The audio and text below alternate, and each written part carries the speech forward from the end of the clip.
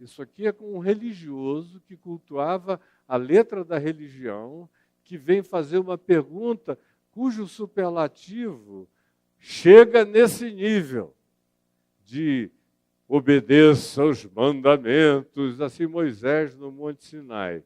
O Moisés Charleston Heston, dos 10 mandamentos do passado que vocês todos não assistiram porque não tinham nascido ainda. Não matarás. É um negócio desse tipo assim. Não adulterarás. Aquela cenografia de Hollywood, os estúdios, todo feito de papel, aquela loucura. Mais ou menos assim. Sabes os mandamentos. Não matarás. Não adulterarás. Não furtarás. Não dirás falso testemunho. Não defraudarás ninguém. Honra teu pai e tua mãe. É o que está dito aqui em Marcos. Mas se você for para Mateus, você vai ver um detalhe de uma sutileza muito interessante. Jesus dá essa sequência para o rapaz, honra teu pai e tua mãe, e acrescenta aqui, em Mateus, no capítulo 19, verso 19. E amarás o teu próximo como a ti mesmo. O que nada mais era do que a síntese, a sinapse de tudo quanto se tinha confessado antes. Quem quer que ame, de fato, não faz aquelas coisas contra o próximo. Simples assim, ponto parágrafo. Mas bastou Jesus acrescentar algo além, que agora chama daquela obediência mecânica de soldadinho de chumbo. Nunca adulterei, porque eu nunca peguei ninguém, nunca levei para trás, nunca fiz isso. Assim, não, nunca fiz, estou incólume. Nunca furtei, porque eu nunca meti a mão, todo mundo olhando para o outro lado, e eu lapiei e saí de... Não, eu nunca fiz isso. Aquela coisa bem exterior, bem teatral, bem fruto da performaticidade, da cara para fora, como frequentemente é o que a religião ensina. A gente a ser da cara para fora, diante de Deus, sem ter nada realmente do coração para dentro, que é onde a verdadeira vida acontece, borbulha e se estabelece. Aí, quando Jesus diz isso, olha a resposta do rapaz. Segundo o Evangelho de Marcos, Jesus diz isso, então o rapaz respondeu, mestre, ele tirou o bom. Você vê que a convicção não era tão grande assim. Ele sabia que ali ele não se criaria com superlativos. Tinha que ser pão, pão, queijo, queijo. Era ou não era? Jesus não ia ficar encantado com os discípulos quando ele perguntou quantos cestos de pães recolhestes depois da multiplicação dos pães. Ele não iria ficar contente se alguém dissesse 27 cestos cheios, Senhor. Não, foram só 7. Ou só 12, nas duas. Era a medida que era. O barco só cabia 13, não cabia 18 nem 20, senão afundaria. Tudo em Jesus tinha a medida determinada.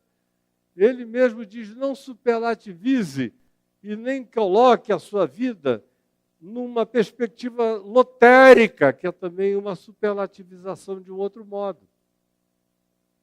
Quando ele diz, porque nenhum rei sai à guerra contra um outro rei, sem antes avaliar se com os 10.000 homens do seu contingente, ele conseguirá enfrentar os 20.000 homens que vêm com outro rei contra ele. Se ele vir que ele tem armas, recursos, meios, estratégias, para que mesmo com menos gente ele possa fazer frente a esse enfrentamento, depois de avaliada e acessada a situação, pode ser. Do contrário, é melhor enviar uma diplomacia, fazer uma negociação de paz, que é para não provocar um morticínio. Como ele também disse, ninguém vai construir uma torre sem saber se tem os tijolos suficientes para concluí-la. Do contrário, nem começa. Ou diz só que será de um tamanho menor, que é para não anunciar um projeto enorme e depois não conseguir chegar e levá-lo ao seu termo.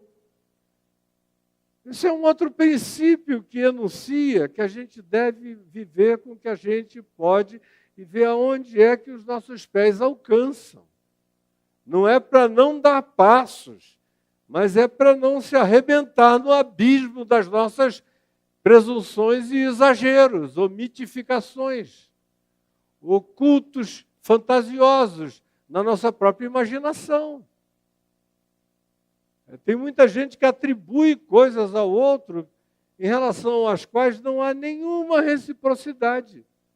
Meu Deus, eu me lembro a vida inteira, a quantidade de vezes que alguém olhou para mim e se apaixonou por mim e entrou numa que tinha reciprocidade.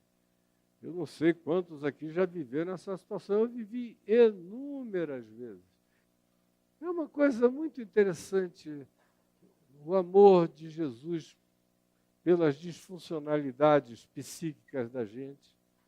Nenhum de nós é normal, nenhum de nós é 100% saudável. Todos nós somos cheios de idiosincrasias, de deficiências, de defeitos, de pecados, de equívocos, de enganos, de auto-enganos, de resistência quanto a se enxergar, a se admitir, a se vulnerabilizar para ser sarado, que é uma das coisas mais difíceis da vida. Todos nós carregamos nossas próprias tortuosidades. Alguns a têm de maneira mais visível do ponto de vista social, outros de modo muito menos e alguns de modo tão sutil que só a percepção muito treinada e aguçada e com o tempo começa a enxergar, a ver, a perceber e a discernir.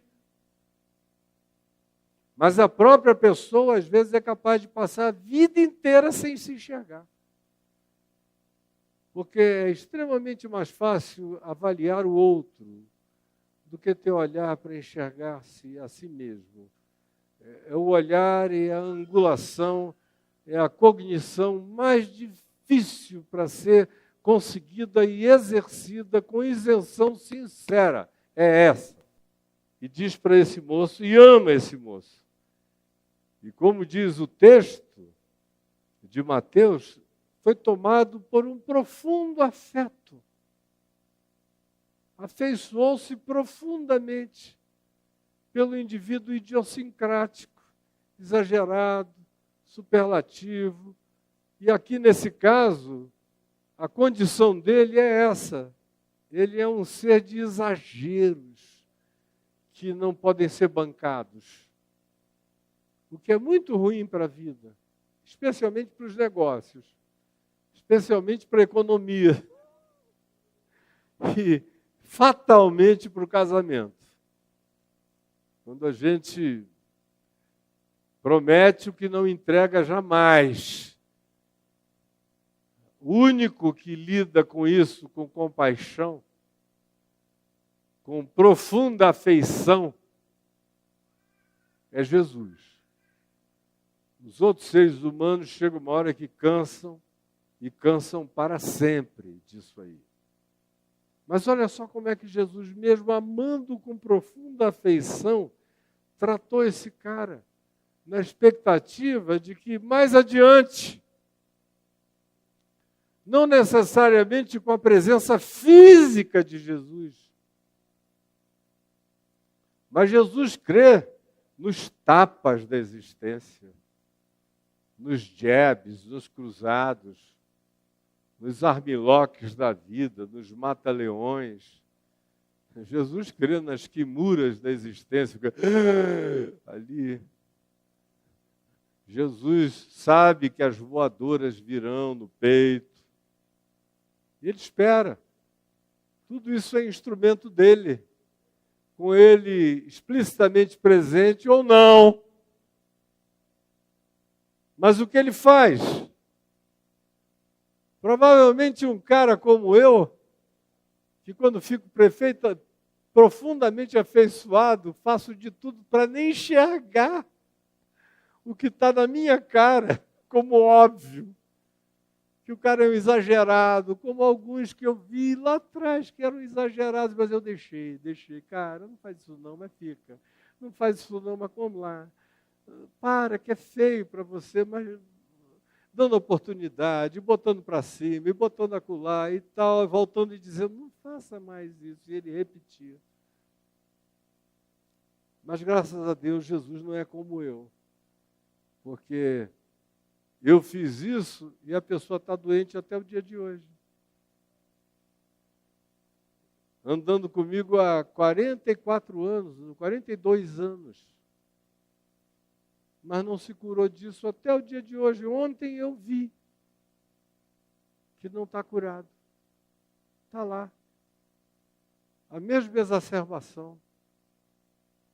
A mesma superlativização cognitiva. O mesmo exagero. Aí Jesus, que não acha que o amor romântico, meloso, grudento, pegajoso, vai curar nada. Você não vê Jesus usar esse recurso para curar ninguém nos evangelhos. Ninguém. E um dos casos mais gritantes, não é o único, mas é um dos mais gritantes, é o desse jovem. Por quem ele se enterneceu imensamente. E o amou, fitando-o profundamente nos olhos, o amou. E a gente esperaria que ficasse ali um ponto parágrafo. O amou. E então disse, filho, não é bem isso não, mas vem comigo. Eu vou te ensinar no caminho. Vamos lá. Você é um cara muito interessante. Gostei de ti. Fica aqui comigo. Jesus não tem dessa. O amou e disse. Isso é que é chocante. Fitando o amou e disse. Só uma coisa te falta. Já que você é assim, desde pequenininho, não adultera, não rouba, não furta, isso, aquilo, outro. E quando eu acrescentei, e ama o próximo como a si mesmo, se você realmente ama o próximo, como ama você mesmo, então só uma coisa te falta. E no texto de Mateus, se diz o seguinte, se tu queres ser perfeito,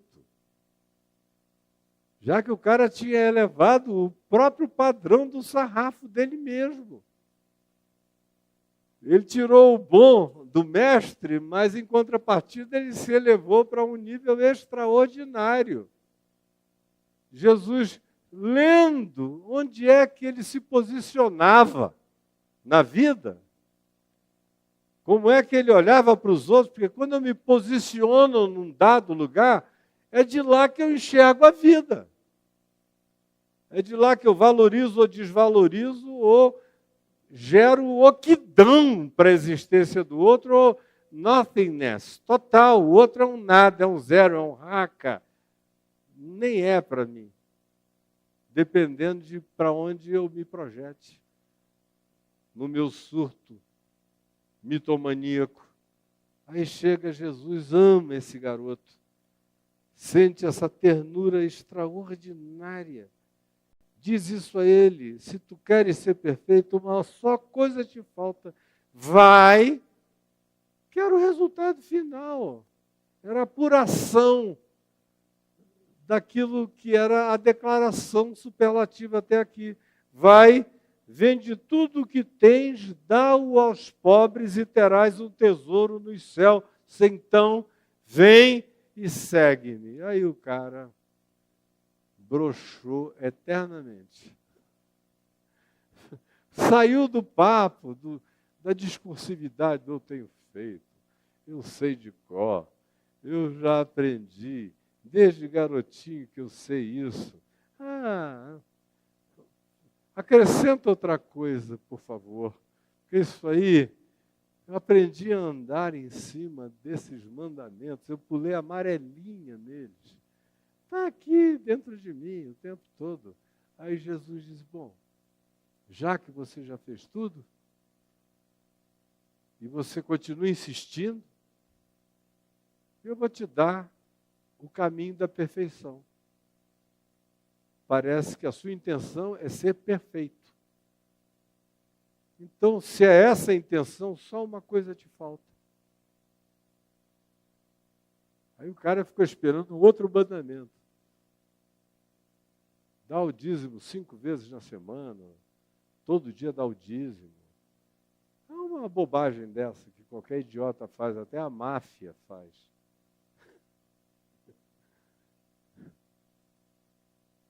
Aí Jesus diz, uma coisa te falta. Vai,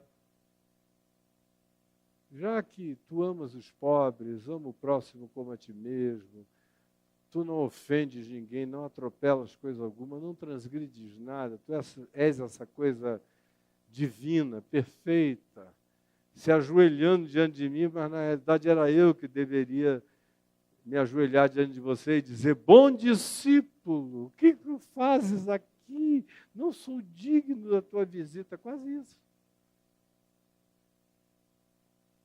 Já que tu és essa coisa extraordinária, esse portento celestial, e queres ser perfeito, vai, vende tudo que tu tens, dá-o aos pobres. Está tudo resolvido na tua vida. Dá para os pobres. Tem nada pior do que fazer gestão de muito dinheiro, uma dor de cabeça desgraçada. Dá para os pobres e tu terás um tesouro no céu. Isso aí é certo. Um cara que tem esse coração, esse amor, esse ágape, essa sublimidade dentro de si, já transcendeu.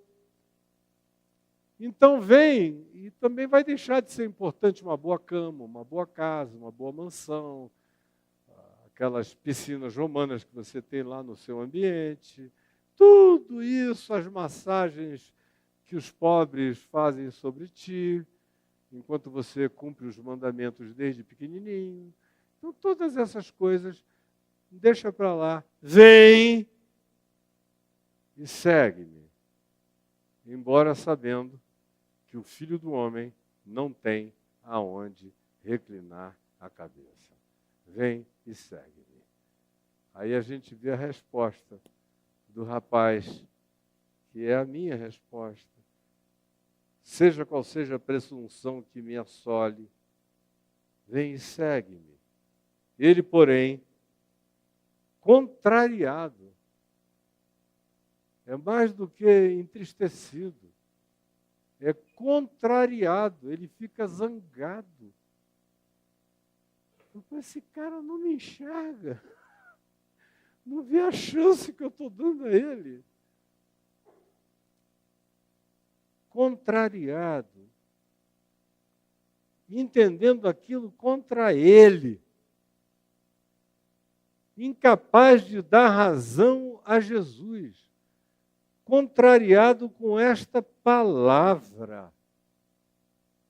Ele que diz que obedecia tudo, quando aquilo tudo se transformou numa prática simples de amor verdadeiro, toda a máscara caiu por terra. Então retirou-se triste, porque era dono de muitas propriedades. Muitas. E o grande problema não é a quantidade de propriedades que ele tem, é a paixão intrínseca, visceral, que as propriedades exercem sobre a vida dele. E ele queria um Deus menor do que as propriedades dele. Ele queria um evangelho que ungisse as propriedades dele.